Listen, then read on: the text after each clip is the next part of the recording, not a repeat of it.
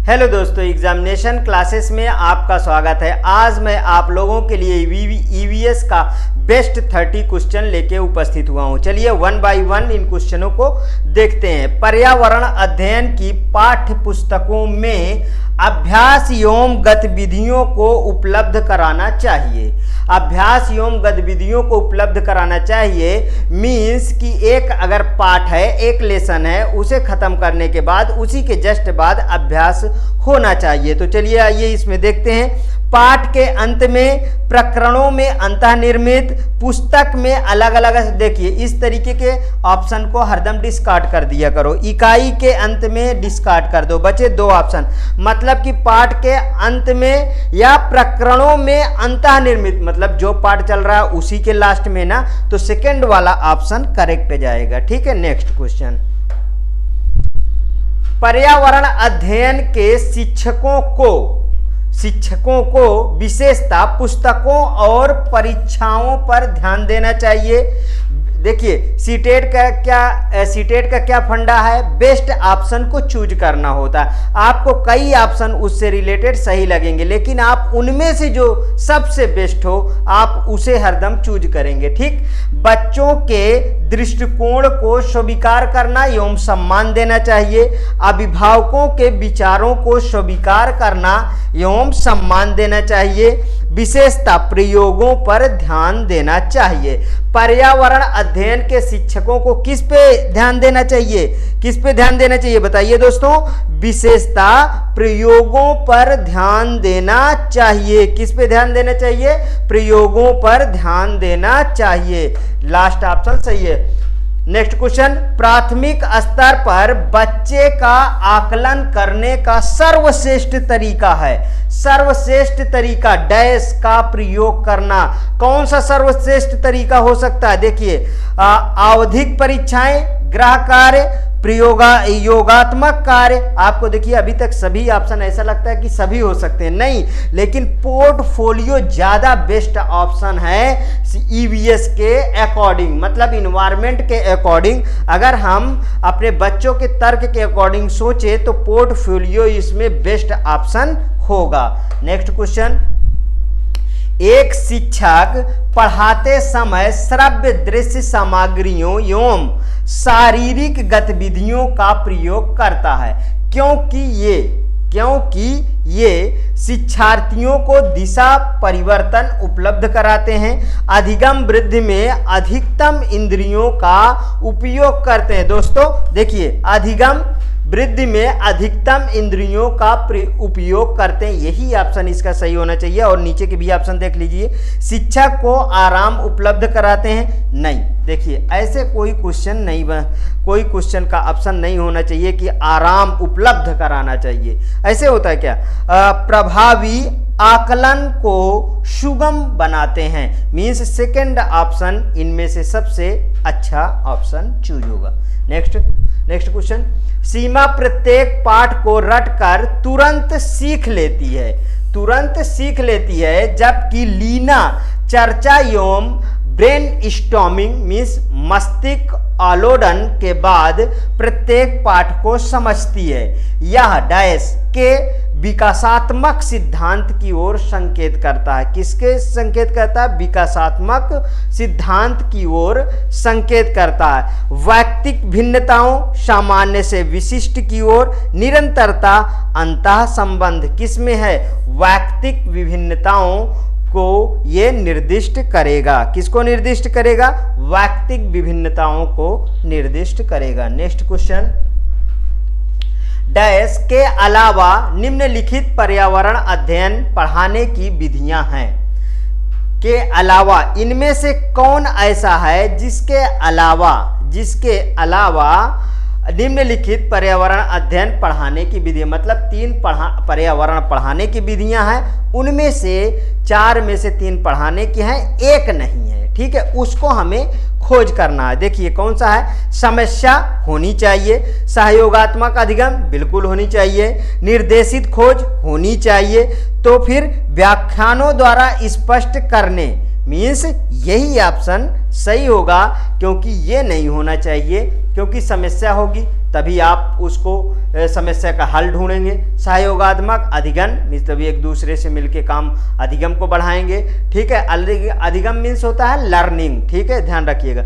निर्देशित खोज बिल्कुल होना चाहिए, मीन्स डी ऑप्शन नहीं होगा। नेक्स्ट क्वेश्चन, पर्यावरण अध्ययन की कक्षा में संकल्पनाओं को स्पष्ट करने के लिए कविताओं और कहानी कथन का प्रयोग करना सहायता करता है, डैश सहायता करता है। सही दिशा में विद्यार्थियों की ऊर्जा का सरलीकरण करने में, पाठ को आनंददायी और रोचक बनाने में, ठीक, ऐसा कोई ऑप्शन नहीं बनना चाहिए।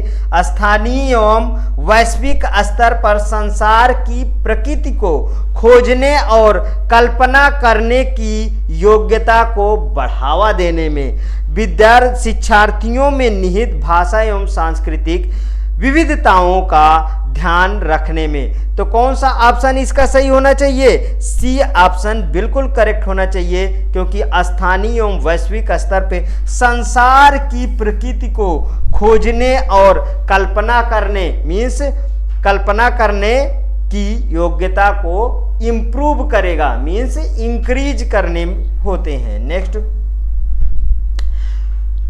डिसलेक्सिया मुख्यतः होता है, देखिए डिस्ग्राफिया होता है, डिसलेक्सिया होता है, ये सब हमारे अमित सर हैं, वो अपने डिस्क्रिप्टिव लेक्चर में बहुत अच्छी तरीके से डिस्कस किए हैं। आप हमारे चैनल में जाके वहाँ से आप इनको एक्सेस कर सकते हैं, ठीक है। डिसलेक्सिया मुख्यतः डैश की समस्या के साथ संबंधित होता है। किससे होता है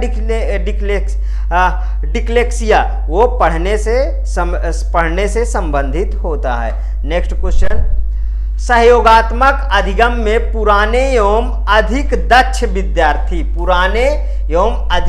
विद्यार्थी छोटे एवं कम कुशल विद्यार्थियों का आकलन करते हैं। इसका परिणाम है उच्च नैतिक विकास, समूहों में द्वंद्व, गहन प्रतियोगिता, उच्च उपलब्धि और स्वगरिमा। मीन्स कौन सा ऑप्शन इसका सही है? ये इसका ऑप्शन डी सही है, क्योंकि सहयोगात्मक अधिगम मीन्स एक दूसरे से मिलके किसी काम को करना। वो क्या करेगा? उच्च उपलब्धि मतलब हायर उपलब्धि भी प्राप्त होगी आपकी, और आपकी स्वगरिमा अपने आप में भी गरिमा को बढ़ावा मिलेगा, ये ध्यान रखिएगा। नेक्स्ट क्वेश्चन, अलबरूनी जिस देश से आया है उसका नाम है उज्बेकिस्तान। क्या नाम है दोस्तों? उज्बेकिस्तान। बांग्लादेश से नहीं आया, ओमान नहीं, अफगानिस्तान नहीं। मीन्स कौन? ये तो बहुत पेड क्वेश्चन है, ये हिस्ट्री का बहुत अच्छा क्वेश्चन होता है जो बार बार एग्जामों में पूछा जाता है। उज्बेकिस्तान से आया है। नेक्स्ट क्वेश्चन, बहुत अच्छा क्वेश्चन लग रहा है ये। देखिए, नीचे किसी एक्सप्रेस ट्रेन के मार्ग के रेलवे टाइम टेबल का कुछ अंश दिया गया है।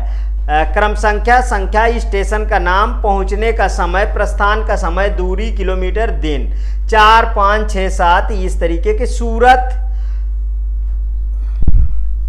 वलसाड, भिवंडी और मंडगांव। देखिए, पहुंचने का इसका समय है सूरत 16.15, वलसाड 17.23 और भिवंडी 21.10 और मंडगांव 7.35।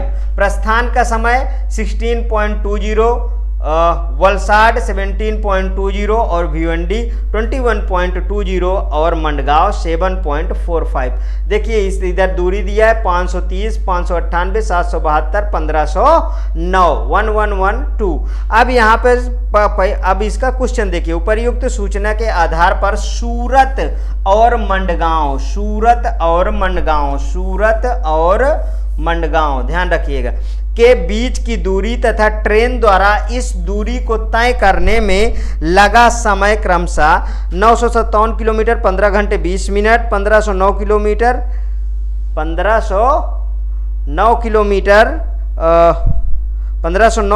15 घंटे 25 मिनट, 1509 किलोमीटर 15 घंटे 30 मिनट, और क्या है 979 किलोमीटर 15 घंटे 15 मिनट। अब इसको निकाल लेते हैं। देखिए 16 कितना दिया, 16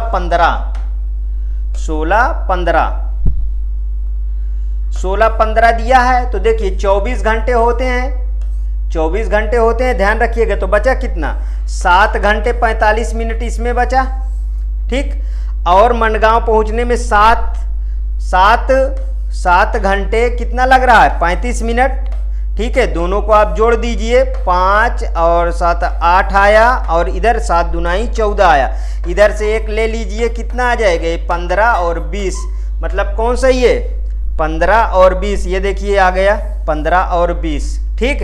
ये प्रैक्टिस सेट में 15 घंटे 15 मिनट दिया है, जबकि ये नहीं आना चाहिए, 15 घंटे 15 मिनट नहीं होता। देखिए अब इधर का निकाल लेते हैं, किलोमीटर 1509 दिया है, मनगांव का कितना दिया है, 530 दिया है, 9 आ गया, इधर कितना आ गया, 10 में से 3 गए 7, और 14 में से 5 गए, कितना आया दोस्तों, 14 में 5 गए, कितना आया, देखिए ये 5 निकल जाएगा, ये आ जाएगा 979, ठीक। समझ में आया, मीन्स फर्स्ट ऑप्शन इसका सही होगा। 15 घंटे 15 मिनट नहीं होगा, ठीक है, 15 घंटे 20 मिनट आएगा इसका। नेक्स्ट क्वेश्चन समझ में आया ना सभी को। नेक्स्ट क्वेश्चन देखते हैं। प्रयोग और प्रयोगात्मक कार्य करते हुए श्यामा का निष्पादन कक्षा में सर्वश्रेष्ठ होता है। श्यामा का निष्पादन कक्षा में सर्वश्रेष्ठ होता है, उसे बहुत सृजनात्मक शिक्षार्थी माना जाता है, इसलिए वह डैश के द्वारा संकल्पनाओं को सीखती है। अभिसारी चिंतन, अपसारी चिंतन, कल मैंने बताया था, जो बहुत ज़्यादा मतलब संसारी को बहुत ज़्यादा विस्तृत हो उसे क्या कहते हैं, अपसारी चिंतन हो। मॉडलिंग अनुकरण नहीं होगा, ठीक, अपसारी चिंतन। Next question. कक्षा में एक प्रभावी शिक्षण अधिगम प्रक्रिया होती है। प्रभावी शिक्षण अधिगम प्रक्रिया होती है जब शिक्षक बच्चों के ज्ञान को पढ़ाई जाने वाली नई संकल्पना के साथ जोड़ने में सहायता करता है। उसके पार्श्व में निहित उद्देश्य डैश को बढ़ावा देना है। किसको, वैयक्तिक भिन्नताओं, शिक्षार्थी स्वायत्तता, पुनर्बलन, ज्ञान का संबंध एवं स्थानांतरण। ज्ञान का संबंध, देखिए इस तरीके के बढ़ावा। प्रभावी शिक्षक अधिगम प्रक्रियाओं, जब शिक्षक बच्चों के ज्ञान से पढ़ाई जाने वाली नई संकल्पना के साथ जोड़ने तो क्या होगा, ज्ञान का सह संबंध होगा, ठीक है, सहायता करना। इसके अलावा पार्श्व निहित उद्देश्यों को बढ़ावा देना, मतलब कि स्थानांतरण करता है, ठीक है, क्या करता है, स्थानांतरण करता है, ठीक है दोस्तों। मीन्स इसका ऑप्शन डी करेक्ट होगा। Next question. रोहन के विद्यालय में एक विज्ञान प्रदर्शनी का आयोजन किया गया था। इसका आयोजन एक उद्देश्य के साथ किया गया था। आपके विचार से कौन सा उद्देश्य सर्वाधिक उपयुक्त होगा। शिक्षार्थियों के लिए सृजनात्मक माध्यम उपलब्ध कराना, विद्यालय का नाम प्रसिद्ध करना, अभिभावकों को संतुष्ट करना, विभिन्न व्यवसायों के लिए विद्यार्थियों को प्रशिक्षित करना। कौन सा ऑप्शन इसका सही है दोस्तों, इसका देखिए शिक्षार्थियों के लिए सृजनात्मक माध्यम उपलब्ध कराना, बिल्कुल करेक्ट ऑप्शन पहला वाला है, क्योंकि प्रदर्शनी इस तरीके के आयोजन को क्या करता है, एक तरीके से सृजनात्मक की बात ही होगी। Next question. डैश के अलावा बच्चे के विकास को आकार देने वाले वातावरणीय कारकों में निम्नलिखित सभी शामिल हैं। क्या क्या शामिल हैं, संस्कृत, पौष्टिकता, शिक्षा की गुणवत्ता, शारीरिक गठन नहीं होना चाहिए, ध्यान रखिएगा। Next question. कांसा के विषय में जिसका उपयोग गोलकुंडा के किले में मिली तोप में किया गया था, सही कथन चुनिए। कौन कौन से, कांसा, तांबा, गोलकुंडा के किला में टिन का उपयोग किया गया था। इसी तरीके के ऑप्शन का आपके ऑप्शन में मिलना चाहिए। कांसा, तांबा, कॉपर, मीन्स तांबा को ही कॉपर कहते हैं, तथा जस्ता नहीं होता दोस्तों, ये जस्ता होता है। जस्ता जिंक की मिश्र धातु है, ठीक है। कांसा, तांबा तथा टिन की मिश्रित, बिल्कुल सही, बी ऑप्शन सही होना चाहिए। कांसा, तांबा तथा प्लेटिनम की मिश्र धातु है, कांसा एवं तत्व है, मीन्स बी ऑप्शन करेक्ट होगा। ठीक, गोलकुंडा का किला बहुत बार पूछा गया है पेपर में। एक ही तरह की फसल बार बार उगाने से बंजर भूमि हो जाएगी।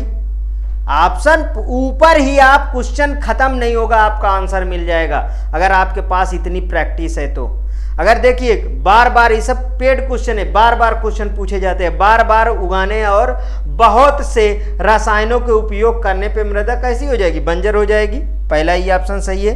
किसी विशेष फसल के लिए उपयोगी बन जाती है, नहीं, ऐसा कुछ नहीं। सिंचाई के लिए उपयुक्त बन जाती है, नहीं। उर्वरक मीन्स उपजाऊ बन, नहीं जी, पहला सही है।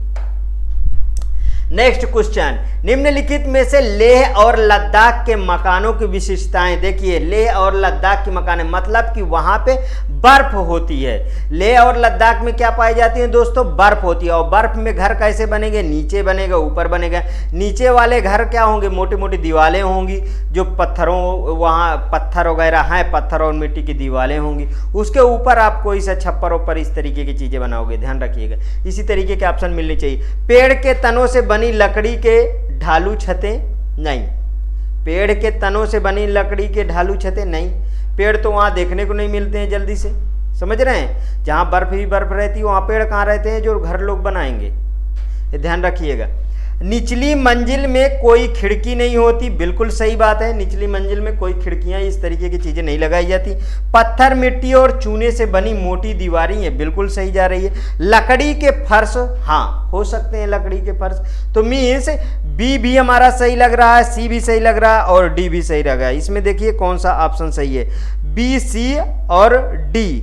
सी, डी, ए, बी और डी में क्या है, ए, बी और सी। ठीक है, तो मतलब इसका ऑप्शन बी, सी और डी, पहला ऑप्शन मैच कर रहा है, ये ऑप्शन सही होगा। ठीक,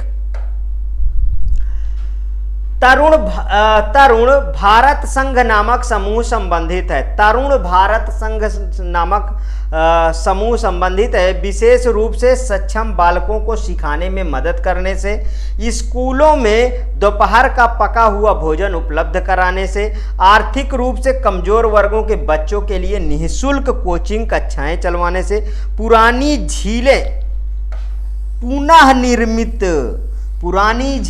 पुनः निर्मित करने से तरुण भारत संघ नामक समूह की संबंधित, तो मीन्स डी ऑप्शन सही जाएगा। नेक्स्ट क्वेश्चन, सांपों के संदर्भ में सही कथन चुनिए। हमारे देश में केवल 4 तरह के जहरीले सांप, बिल्कुल सही। हमारे देश में 4 तरह के जहरीले सांप पाए जाते हैं। नाग, जिसे कोबरा, जो फन काटता है, ठीक है, फन फैलाता है। ठीक, नाग, कोबरा जहरीले सांपों का एक प्रकार होता है, बिल्कुल सही है। जहरीले सांप के 4 खोखले दांत होते हैं। जब सांप काटता है, ऐसे डंक मार देता है, तो वो खोखले दांतों में ही विष भरा रहता है। वो खोखले दांत से ही विष निकलता है और वो आपके शरीर में फैल जाता है, ध्यान रखिएगा, ये बिल्कुल ऑप्शन सही है। खोखले दांत होते हैं, जब सांप किसी व्यक्ति को काटता है तो जहर इन खोखले दांतों से उसके शरीर में चला जाता है, बिल्कुल सही है। ठीक, मतलब ए भी सही गया, बी भी सही गया और सी भी सही गया। सांप के कांटे की दवाई सांप के जहर से ही बनाई, अरे ऐसा कहाँ है जी, सांप के कांटे की दवाई सांप के जहर से ही बनाई जाती, उल्टा सीधा लिख दिया है। ठीक है, मतलब कि बी, सी, डी, सी, डी, ए, बी, ए, सी, बिल्कुल सही है, मतलब सी ऑप्शन सही है। नेक्स्ट क्वेश्चन, निम्नलिखित में से पेट्रोलियम के सही अभिलक्षण चुनिए। देखिए, जिससे पेट्रोलियम न पता हो, मैं तो पहली बात बता देता हूं। पेट्रोलियम नीचे जमीन से अपशिष्टों के दबे होने, अतीत काल में जैसे लकड़ी, चारकोल, इस तरीके के चीजें दबे होने से वही तुम्हारा गाढ़ा गाढ़ा बदबूदार पदार्थ निकलता है, उसे पेट्रोलियम कहते हैं। और उसको सफाई करने से, मतलब उसको प्यूरिफाइड कर देने से, ठीक है, वो जब इस तरीके चीजें करने से वो जो है क्या बनता है, पेट्रोल, ऑयल, कैरोसिन, ये सब चीजें गैसें आदि चीज़ें इनसे बनाई जाती हैं। वो पेट्रोलियम को क्या करता है, पेट्रोलियम को शुद्धिकरण का किया जाता है, तब बनता है। उसके लिए बड़ी बड़ी रिफाइनरी लगाई जाती हैं, जैसे मथुरा रिफाइनरी, असम की रिफाइनरी, गुजरात की रिफाइनरी, ये सब रिफाइनरी इसमें काम करती हैं। और जो हमारा देश दूसरे देशों से तेल ऑयल खरीदता है वो क्रूड ऑयल और पेट्रोलियम ही खरीदता है, ध्यान रखिएगा, कच्चा तेल और पेट्रोलियम। ठीक है, तो देखो बदबूदार पतला पीला, पीला द्रव कहाँ होता है जी, काला, अभी मैंने बोला अपने मुंह से। ठीक है, जो मैंने बोला वही इसमें लिखा होगा कहीं ना कहीं। अच्छी गंध का पतला नीला रंगीन द्रव नहीं, बिना गंध का गाढ़ा तथा गहरे रंग का तरल। 3 तो खत्म हो गए, लास्ट में देखते क्या है, बदबूदार गाढ़ा गहरे रंग का तेल, बिल्कुल सही है, गहरे रंग का तेल, ठीक, वो होता है पेट्रोलियम। ध्यान रखिएगा, आप आगे इससे क्वेश्चन जरूर पूछे जाते हैं। निम्नलिखित में से रोगों का वह समूह चुनिए जो मच्छरों से फैलता है। मच्छरों से कौन फैला है, डेंगू, मलेरिया, चिकनगुनिया, ये सब मच्छरों से फैलता है। ठीक है, अब ऑप्शन में देख लेते हैं। मलेरिया, चिकनगुनिया, मलेरिया और चिकनगुनिया, डेंगू बहुत ज्यादा सफेद मच्छर काटेगा, डेंगू फैलेगा। अभी इसके पहले डेंगू के बहुत सारे मरीज हुआ करते थे, प्लेटलेट्स की कमी हो जाती थी, अब प्लेटलेट्स मार्केट में मिलते तक नहीं थे। ठीक, वो क्या था, वो सफेद एक मच्छर, सफेद तरीके का मच्छर होता था, वही काटता था, ये सब डेंगू होता था। Malaria, chikungunya means B option सही जा रहा है। मलेरिया, हैजा, मियादी बुखार, मलेरिया, डेंगू और हैजा, बी ऑप्शन सही है। नेक्स्ट क्वेश्चन, किसी क्वेश्चन में मैंने टाइम वेस्ट नहीं किया है, इसीलिए ज़्यादा से ज़्यादा प्रैक्टिस हो सके, क्योंकि हमारे पास टाइम कम है। मधुबनी चित्रों को बनाने के लिए चित्रकारों द्वारा उपयोग किए जाने वाले रंग होते हैं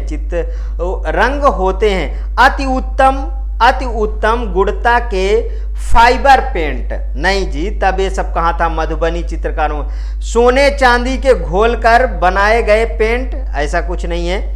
पीसे हुए चावल के रंगीन घोल, बिल्कुल सही है, पीसे हुए चावल के रंगीन घोल, विशेष प्रकार से बने पोस्टर रंग, नहीं, इसका सी ऑप्शन सही है।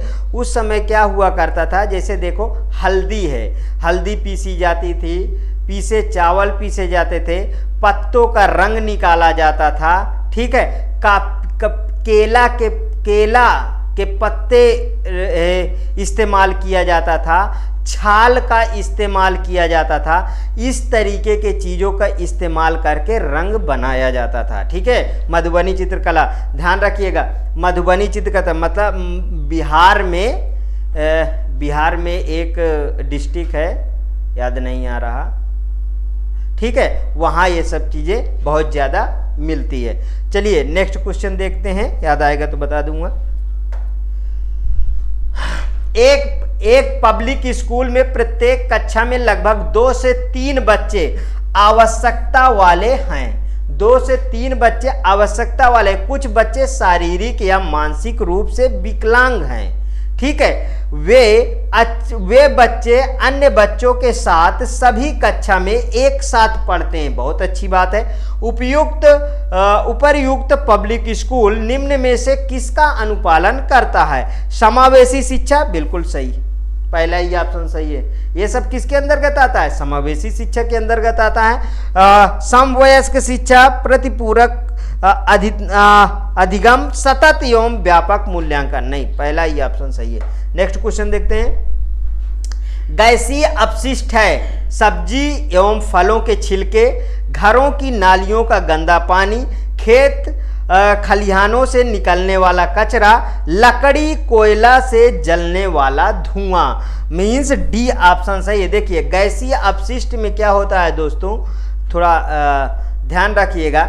ये जो अगर एक इसके प्रीवियस वाले क्लास में मैंने थोड़ा सा डिस्कस किया था, ये क्वेश्चन आया था कि कोई जो है, कोई वुमेन है, अगर वो लगातार उपले कंडे की लकड़ी और लकड़ियों से मतलब खाना पका रही है तो बार बार उसे खांसियां आने लगती है। ठीक है, इस तरीके के लक्षण पाए जाते हैं, क्योंकि जब इस तरीके के आप जो है धुआं रहित पदार्थ से खाना बनाएंगे तो उसमें जो है CO निकलता है, मीन्स कार्बन मोनोऑक्साइड उस काले धुएं में होता है, जो आपके शरीर के मतलब ये जो नली होती है, श्वास नली होती है, उसमें जाके चिपक जाता है, ठीक है, तब आपको बीमारी हो जाती है, ध्यान रखिएगा, ठीक है। तो इसमें क्या होगा, लकड़ी कोयला से जलने वाला धुआं गैसीय अपशिष्ट होता है। नेक्स्ट क्वेश्चन, एक पश्मीना शाल लगभग, देखिए पश्मीना शाल कहाँ पाया जाता है, हिमालय, याद रखिएगा, हिमालय मतलब कि बर्फीले इलाकों में एक ऐसी पश्मीना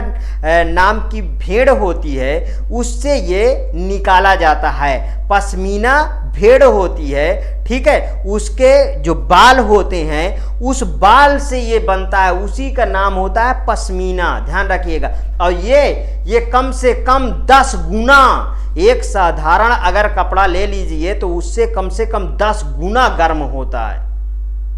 10 गुना का मतलब समझ रहे हैं, 10 गुना गर्म होता है। और कैसा होता है, बिल्कुल पतला होता है लेकिन इतना गर्म होता है, सोचिए, ठीक। एक पश्मीना शाल लगभग डैश साधारण स्वेटरों के बराबर गर्म होती है तथा एक साधारण पश्मीना शाल को बुनने हेतु घंटों का समय लगता है। देखिए क्या क्या दिया है, 6,250, 6,200, 10,250, 10,200, बिल्कुल सही है। 10 गुना गर्म मैं पहले ही बता चुका हूं, और कम से कम 200 घंटों का समय इसमें लगता है, ध्यान रखिएगा। नेक्स्ट क्वेश्चन, अलग अलग तरीके से कई बार इसमें क्वेश्चन पूछे गए हैं। सरिता की शिक्षिका उसे विभिन्न सामूहिक गतिविधियों में शामिल रखती है, जैसे समूह चर्चा, समूह परियोजना आदि। उसकी शिक्षिका सीखने के किस आयाम का अनुगमन कर रही है? भाषा निर्देशित सीखना, प्रतियोगिता आधारित सीखना, सामाजिक गतिविधि के रूप में सीखना, मनोरंजन द्वारा सीखना।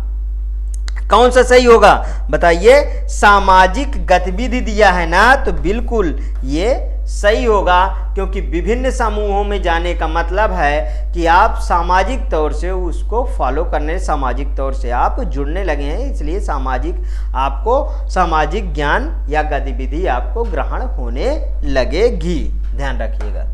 नेक्स्ट, नेपेंथिस एक ऐसा पौधा है जो मेढकों, कीड़ों मकोड़ों और चूहों जैसे छोटे जीवों को अपने अंदर फांस कर खा जाता है। अच्छा, ये मांसाहारी होता है, समझ में आया? हमारे देश में वह पौधा कहाँ पाया जाता है? अरे जहाँ पे बहुत ज्यादा बारिश होगी वहाँ ये पौधा पाया जाता है। ये कॉन्सेप्ट याद रखिएगा, कभी गलत नहीं होगा। और इसका आकार ऐसे होता है, और इसमें जो भी आके फंस जाता है इस तरीके कांटों से बांध लेता है, उसको मार के खा जाता है, ठीक है। मेघालय में, असम में, उड़ीसा में, अरुणाचल प्रदेश में, मीन्स मेघालय में ये पाया जाता है, ठीक है। उसे चुनिए जो अन्यों से भिन्न है। पैराफिन मोम, देखिए मोम है, ग्रीस है, एक तरीके का है, ठीक है। कोयला अलग हुआ। अब देखिए पेट्रोलियम एक तरीके का है, पेट्रोल एक तरीके का, पेट्रोलियम में आता है, सॉरी पेट्रोल, ग्रीस और पैराफिन मोम, मीन्स इसमें क्या सही है? इसमें कोयला अलग होगा, ठीक। नेक्स्ट ऑप्शन,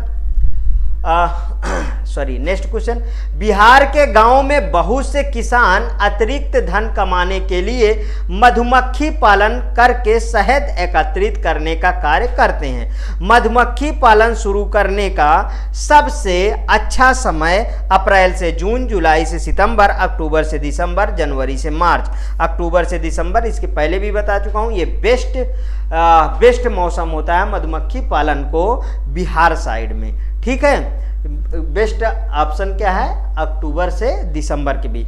दोस्तों, इस तरीके के अगर ये वीडियो आपको पसंद आते हैं तो प्लीज़ मेरे चैनल को लाइक करिए, सब्सक्राइब करिए और ज़्यादा से ज़्यादा अपने दोस्तों में शेयर करिए। हाँ दोस्तों, ये मेरे प्रैक्टिस सेट थे, कम से कम 5-6 मैंने करवा दिया है। इसके बाद मैं कुछ प्रीवियस ईयर के पेपर डिस्कस करूंगा आपको। नेक्स्ट क्लास मेरी प्रीवियस ईयर के पेपरों के हुए। ओके दोस्तों, थैंक यू दोस्तों।